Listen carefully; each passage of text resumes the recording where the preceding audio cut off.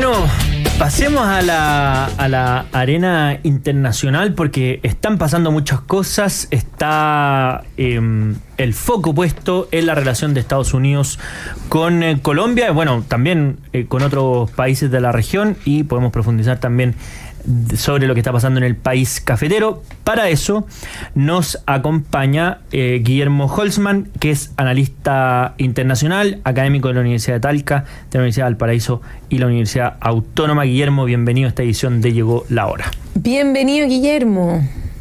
¿Qué tal, Mara? ¿Qué tal, José Francisco? Un agrado saludarles como siempre. Te extrañábamos. Lo mismo digo. Sí, hace tiempo que no te escuchábamos, pero hay tantas cosas que conversar contigo que seguramente esto va a ser un deleite. Bueno, partamos, Guillermo, porque ocurrió ayer en la tarde, nos sorprendió a todos. El gobierno de Estados Unidos envía a deportadas personas que habían ingresado ilegalmente a su país, los envía en un avión militar, aparentemente esposados. El gobierno colombiano rechaza este envío, esta repatriación, y se genera toda una polémica a propósito de condiciones que habría puesto tanto Estados Unidos como Colombia para que se produzcan estas deportaciones, y que era una situación bastante particular. ¿Cómo lo viste tú? A ver, primero yo iría ordenando lo que sucedió efectivamente. Para que existan deportaciones en Estados Unidos, eso se hace en virtud de una orden de un juez federal. Lo segundo es que ellos están en Estados Unidos cometiendo un delito, están indocumentados, digamos, y son personas que fueron detenidas en ciudades estadounidenses. Lo tercero es que se había hecho un acuerdo entre las cancillerías, entre la Secretaría de Estado de Estados Unidos y la Cancillería colombiana. Lo que pasó es cuando los aviones venían en vuelo, es informado el presidente Petro, y él decide no dejarlo ingresar a raíz de lo que sucede en Brasil, donde el avión hizo una escala técnica en Manaos, y donde se constató de que las personas venían esposadas, en virtud de que el avión técnicamente, digamos, a raíz de los acuerdos internacionales, es todavía soberanía de Estados Unidos. Ahí, por lo tanto, siendo en cuenta, ya venían esposados. Bueno, pero dicho todo eso, al final lo que ha pasado con la negativa inicial de Gustavo Petro de recibir estos aviones con los deportados desde Estados Unidos, finalmente queda en evidencia la política de Estados Unidos, que en este caso es del garrote, parafraseando una expresión de Roosevelt ya hace varias décadas atrás, o varios siglos atrás en la práctica. Y en ese sentido, lo que Estados Unidos dice y genera un impasse diplomático que termina con sendas declaraciones de ambas cancillerías por escrito, pero donde el comunicado de Estados Unidos es bastante claro. Es decir, esto estaba acordado, si Colombia no cumple las condiciones de aceptar a los deportados, todas las sanciones que ahora están en papel se van a firmar y se van a hacer efectivas. Y estas sanciones implican medidas arancelarias, que ya no tiene acostumbrado Trump, medidas pararancelarias en términos de revocar todos los permisos, las visas de los funcionarios colombianos, como también del círculo cercano a Gustavo Petro y del partido de Gustavo Petro. Entonces, era una seguidilla de cosas, y que finalmente lleva a que Gustavo Petro acepte a los deportados. Guillermo, y en ese sentido, ¿cómo ves tú que queda este impasse? Porque independiente que se haya resuelto, evidente que esto va a generar algún tipo de roce, porque finalmente, o por último una señal internacional, el que no cumple, aquí Estados Unidos realmente va a tomar medidas bastante drásticas. ¿Cómo ves tú que esto puede resonar en el resto del continente? Yo creo que se debe tomar como una advertencia importante. Si uno mira los discursos o las propuestas o las iniciativas de Donald Trump, cuando se refiere a China, la Unión Europea, Rusia, incluso a Medio Oriente, él primero las expresa públicamente, luego las reitera con mayor o menor grandilocuencia, pero no llega a la acción. En el caso de América Latina, digamos, dejando de lado México, recordemos que México es parte de América del Norte, no de América Latina, para los efectos de la mirada estadounidense, para el resto de América Latina, lo que a Estados Unidos hace es que, sin previo aviso, solamente actúa. Y debemos considerar en consecuencia que cualquier cosa que en la mirada que tiene Donald Trump, que afecte a los intereses nacionales de Estados Unidos, la seguridad nacional, conforme su liderazgo que legítimamente tiene hoy día en Estados Unidos, se va a sentir la libertad de colocar sanciones o de presionar a los países de cualquier forma, como ya lo vimos que lo hizo con Colombia, para cumplir justamente esos objetivos. Y hay una cosa que llamó la atención de este conflicto o impasse, fueron la respuesta o las reacciones del presidente de Colombia, Gustavo Petro, que además se puso un poco poético por las redes sociales, para responderle al presidente Trump.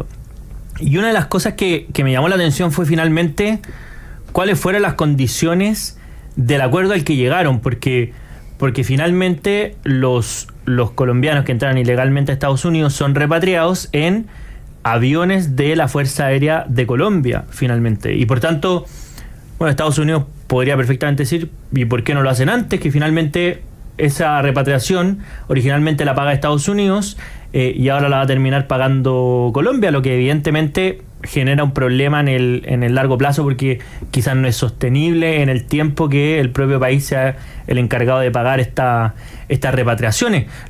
A lo que nos habíamos quedado hasta hace poco es que lo razonable es que los países aceptaran a sus repatriados, ¿verdad? Porque son connacionales de ellos, sí. Y bueno, lo normal es que lo acepten en su territorio, ¿verdad? Las personas de ese país tienen derecho a vivir en ese país. Pero lo que no habíamos visto es que el país de origen de esos inmigrantes tengan además que financiar la repatriación de esas personas que quisieron huir de su propio país. Entonces se le ponen hartos pelos en la sopa. Sí, sin lugar a dudas, pero Estados Unidos ha sido bastante claro. Yo estoy dispuesto a pagar la deportación, el costo del viaje de esa deportación. Los países deben aceptar esa deportación, dado que es una orden federal.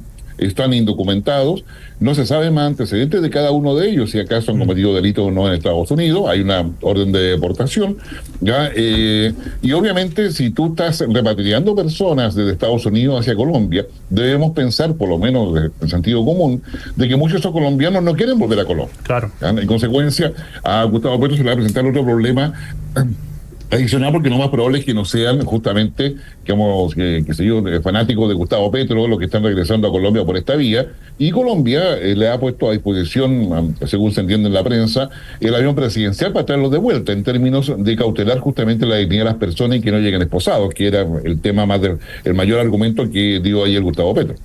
Claro, en el fondo, perdón, Mara, sí, que como que hay una disociación entre lo que están conversando las partes, porque Estados Unidos, como tú señalaste, Guillermo, considera que ingresar al país de forma ilegal es un delito y por eso son deportados. En nuestro país no es un delito, pero sí hay deportaciones tanto administrativas como judiciales que en el último tiempo han sido bastante problemáticos y no a la misma escala que Estados Unidos. Pero lo que decía Gustavo Petro en sus redes sociales era, la migración es un derecho, estas personas no tienen que estar esposadas porque no son delincuentes, es decir, hay una concepción completamente distinta respecto al problema mismo y por tanto puede ser más difícil ponerse de acuerdo en ese sentido. Sí, sin duda. O sea, primero de parte de vista del derecho, es distinta la expulsión forzada, la expulsión voluntaria y una situación distinta es la deportación. Yo no soy abogado, pero te puedo decir que son tres figuras diferentes que se utilizan. Acá en Chile tenemos la expulsión administrativa que está regulada y está la expulsión también generada por el sistema judicial. Más allá de los derechos que se reconocen. Eso es una cosa. Lo segundo, Estados Unidos no ha suscrito el pacto migratorio a nivel global de algunas décadas atrás, un poco más de una década, que se estableció en Naciones Unidas, cosa que sí ha hecho Chile. Y es en virtud de ese pacto global mediante el cual Chile tiene una legislación más laxa y distinta a la que plantea Estados Unidos. Estados Unidos tampoco está en la Comisión de Derechos Humanos de Naciones Unidas, no está en la Corte Penal Internacional, en fin, hay varias instancias. Ahora se va a salir de la Organización Mundial de la Salud. Hay varias instancias donde no participa y en consecuencia no está obligado a cumplir esa legislación internacional. Nosotros, como país pequeño, normalmente firmamos esas cosas porque creemos en el multilateralismo, es decir, que nos traten igual en todas partes, y pensamos que el derecho internacional es justamente la mejor barrera o el mejor argumento para poder exigir todo ello.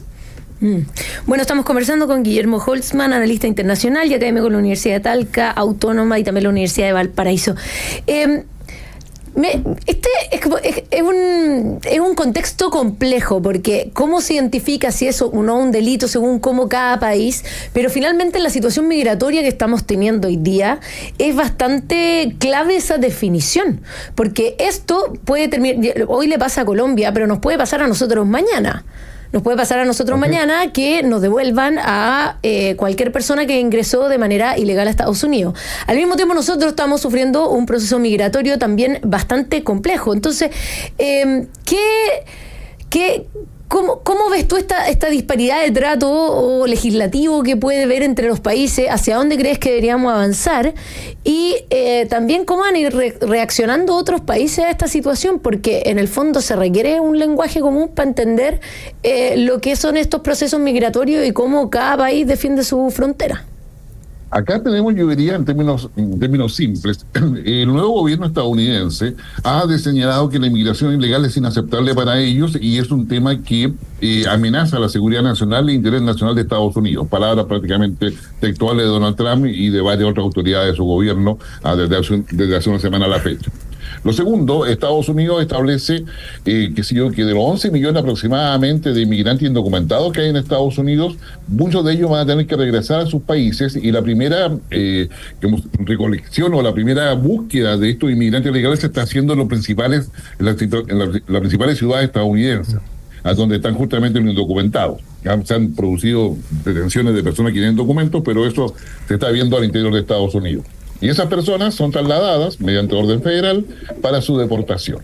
Estados Unidos simplemente negocia a través de su Cancillería, la Secretaría de Estado, avisando de que van estas personas y que le corresponde al Estado original de su nacionalidad recibirlos. Y eso se negocia o se conversa, se dialoga en virtud del derecho internacional consuetudinario y de arreglo de la diplomacia para que eso funcione de esa manera. El tema, entonces, acá en Colombia no está cuestionando la deportación, sino que está cuestionando las condiciones en las cuales se produce esa deportación. Es decir, que iban esposados, no se está respetando su dignidad, etcétera. Cosa que puede dar a una discusión bastante ácida, como efectivamente hubo entre Estados Unidos y Colombia, dado que Colombia había dado su aprobación para esta deportación, para recibirlos, pero no en las condiciones que estaban llegando, que fue lo que adujo Gustavo Petro, el presidente de Colombia. Entonces, pero ahí hay un lío que finalmente, digamos, Colombia cede. Para los demás países de la región, afortunadamente Chile no tiene tantos casos de personas indocumentadas chilenas en Estados Unidos. Claro. En consecuencia, para el caso de Chile, el tema no es de una relevancia especial como lo es para Ecuador, para los países centroamericanos, para Colombia, para el mismo Perú, por ejemplo, donde las cantidades ya son cientos de miles las personas que están allá. Chile no está en ese caso, afortunadamente, por lo tanto, para nosotros, si van a deportar chilenos, probablemente van a ser los delincuentes que han sido encarcelados por alguna cosa, y otros chilenos que probablemente estén sin la documentación que exige Estados Unidos. El tema de fondo es que Estados Unidos acá aplicó inmediatamente el garrote. La respuesta de Trump fue de tal forma contundente a los pocos minutos en los cuales se produce la negación de aterrizaje al avión, que al final era el aumento de los aranceles un 25%, y si después de una semana no lo recibía, un 50%. Le quita la visa, los permisos, etcétera, hace mucho más elástico todos los permisos de aduana. ¿Qué es la conclusión que uno debería sacar acá? Primero, que si los países no han tenido la capacidad de anticipar este escenario con Donald Trump desde el mes de noviembre a la fecha, quiere decir que estamos mal.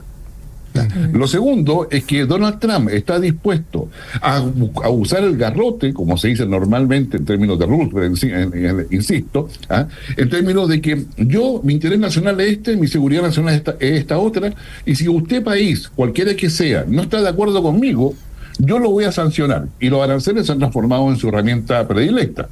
Pero, ¿qué es lo que quiere en su seguridad nacional? No quiere inmigrantes, de acuerdo, Chile no tiene ese problema.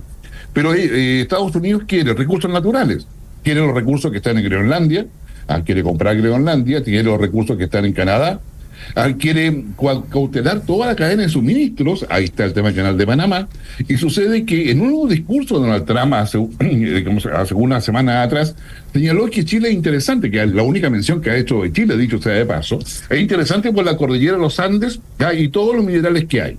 Y yo te agregaría que otra cosa que le interesa a Estados Unidos es el estrecho de Magallanes y la Antártica.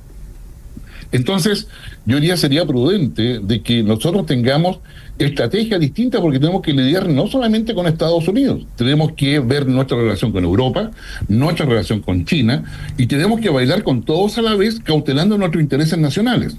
Entonces, nuestros intereses nacionales son los que define solamente el gobierno de turno invirtiendo su programa, o son los intereses que el Estado de Chile tiene para poder, digamos, proyectar adecuadamente el desarrollo y el bienestar de la población en el futuro, independiente de quién gobierne. Ese elemento, yo creo que es el elemento central hoy día respecto a la advertencia que uno deriva del accionar de Estados Unidos con Colombia en esta oportunidad. Bueno, Guillermo, una cosa también que está pasando en Colombia y que pasó un poco, o sea, en Colombia seguro no pasó desapercibido, pero quizá en el ambiente internacional un poco más desapercibido a propósito de lo que pasó con Donald Trump. Pero la semana pasada hubo un conflicto importante en la zona de Catatumbo, en el norte de Colombia, cerca de la frontera con Venezuela, donde no sé cómo llamarlo, pero personas del ELN, del Ejército de Liberación Nacional, viajaron hacia una zona donde controlaban las FARC, se enfrentaron, murieron cerca de 200 personas y hay 35.000 personas que están siendo desplazadas. Y bueno, de hecho el propio presidente Gustavo Petro ha estado muy activo, está visitando la zona y ha generado un conflicto con Venezuela porque lo que dijo el presidente Petro públicamente es que no sabía cómo se habían trasladado esas personas del Ejército de Liberación Nacional y varios dicen, bueno, es muy probable que haya sido por Venezuela, entre otras cosas porque Diosdado Cabello dio mensajes en esa dirección, a tal punto que incluso Venezuela ha hecho ejercicios militares en la frontera con Colombia. Llama la atención esto profundamente porque uno diría a priori que Nicolás Maduro con Gustavo Petro eran aliados naturales. De hecho, Gustavo Petro era muy proclive al gobierno de Maduro, pero finalmente vemos un quiebre que no es simplemente un cruce de declaraciones como lo que vimos el fin de semana, sino que ya con ejercicios militares, con desplazados y con cientos de fallecidos en este enfrentamiento. ¿Cómo estás viendo esa situación? Con muchísima preocupación, porque significa que todo el proceso de pacificación que ha llevado a cabo Colombia en los últimos 10 años se está yendo al precipicio. Las FARC están divididas, hay una facción que ha cumplido con los acuerdos, con el cambio constitucional que se hizo. El Ejército de Liberación Nacional no ha cumplido con eso. De hecho, el gobierno de Petro rompió, digamos, toda comunicación y diálogo con el ELN. Aparecen otros grupos distintos y aparece este escenario con más de 200 muertos en una zona cercana a una Venezuela que más allá de la cercanía que se plantea Petro con Maduro, no ha reconocido al gobierno de Maduro. Entonces, digamos, tenemos ahí un incentivo perverso, si se quiere ver de esa manera, de Venezuela para poder aislarse de todo aquel que no reconoce a Maduro como presidente. Y en esa perspectiva, la estrategia que ha usado Venezuela hasta ahora es la desestabilización territorial de aquellos países cercanos. Cosa que en el caso de Brasil no sucede porque Brasil ha fortalecido militarmente toda su frontera. En consecuencia, no tiene la porosidad que tiene la frontera entre Venezuela y Colombia, una frontera que es bastante amplia, selvática, de difícil control. Y en esa perspectiva, el hecho de que Gustavo Petro haya roto el diálogo con el ELN, no haya colocado una instancia simultánea, haya retirado las Fuerzas Armadas del territorio inicialmente, claramente está generando las condiciones para un descontrol completo de parte de las Fuerzas Armadas colombianas, de parte del gobierno colombiano, y esto se está traduciendo en un conflicto político interno de no menor envergadura que puede afectar la gobernabilidad y la estabilidad de Colombia.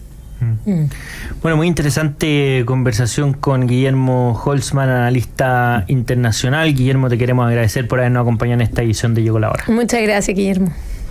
No, gracias a ti, Mara, José Francisco, que estén muy bien. Buena semana. Igualmente. Muchísimas gracias. Nosotros nos vamos a una breve pausa. José Francisco Lagos, y ya seguimos con más Llegó la Hora en Radio Agricultura.